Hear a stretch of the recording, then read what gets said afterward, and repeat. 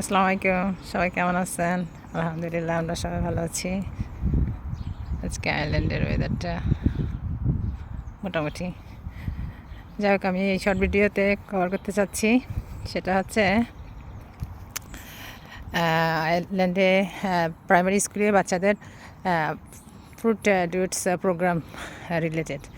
এটা হচ্ছে প্রতিটা প্রাইমারি স্কুলে প্রত্যেক বছর সব ক্লাসে আর কি 1 or 2 উইক্সের একটা প্রোগ্রাম থাকে।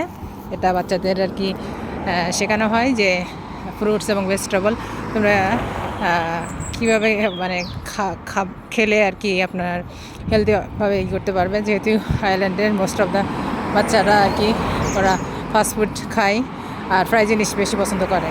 শাকসবজি এবং ভেজিটেবল ফ্রুটস এগুলো ধারে কাছেও যেতে চায় না অনেক বাচ্চারাই। সো আয়ারল্যান্ডে যারা আর কি নতুন আসছেন তাদের জন্য বেসিক্যালি এই ভিডিওটা। সো এই প্রোগ্রামটা যখন শুরু হয় তখন আর কি বাচ্চাদের লাঞ্চ বক্সে অন্য কোনো ফুড অ্যালাউ করে না।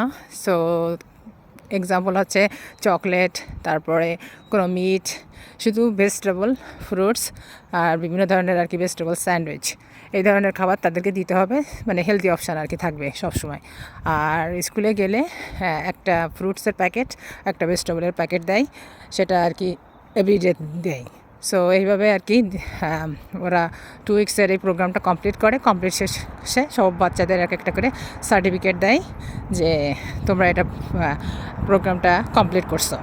সো এতে করে বাচ্চাদের কী ধরনের হচ্ছে বেনিফিট হচ্ছে, সেটা হচ্ছে বাচ্চারা হেলদি যে একটা প্রোগ্রাম সেটা শিখছে এবং বাসায় এসে তারা ওটাও ইউজ করতে পারতেছে ফর দ্য ফিউচার। সো এইভাবে আর কি বাচ্চাদের ইন্সপায়ার করে টিচাররা, যাতে ওরা বাসায়ও এই ধরনের খাবার খাওয়ার অভ্যস্ত হয় আর কি, এই আর কি।